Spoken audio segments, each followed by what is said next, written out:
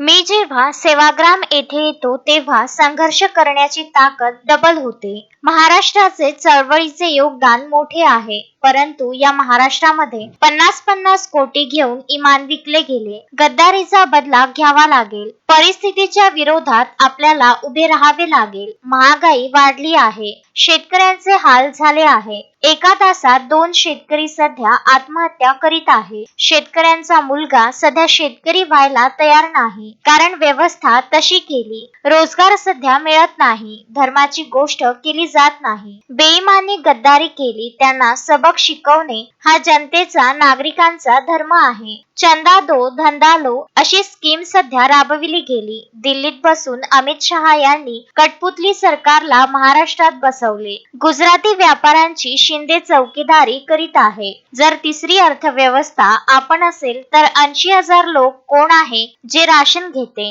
मतदान करायला जाताना गॅस सिलेंडर तसेच महाग झालेल्या वस्तूंना नमस्कार करून मतदान करायला जावे. 5 गॅरंटी आम्ही देत नाही, ते निवडून आल्यावर लगेच लागू करू, असे कथन वर्धेच्या सभेला कन्हैया कुमार यांनी केले.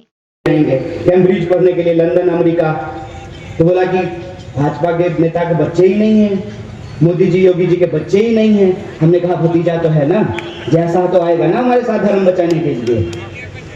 नौजवानों इस बात को समझिए, वो बीसीसीआई में बैठ करके आईपीएल पे टीम बना रहा है और आपको कह रहा है कि ड्रीम 11 पर टीम बनाइए. अपने सपने ड्रीम 11 पे नहीं पूरे किए जा सकते हैं.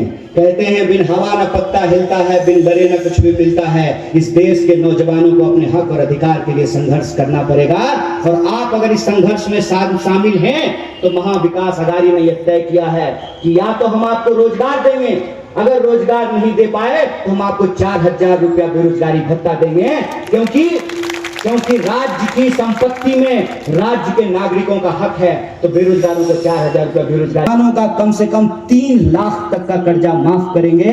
और कोई भी परिवार अगर उसके यहाँ बीमारी होती है, आपको मालूम है कि आज लोग पढ़ाई लिखाई में और इलाज कराने में बर्बाद हो जा रहे हैं, जमीनें बिक जा रही है, कर्ज हो जा रहा है, तो हर एक परिवार को 25 लाख तक का स्वास्थ्य बीमा किया जाएगा. ये 5 गारंटी महाविकास अघाड़ी की गारंटी है.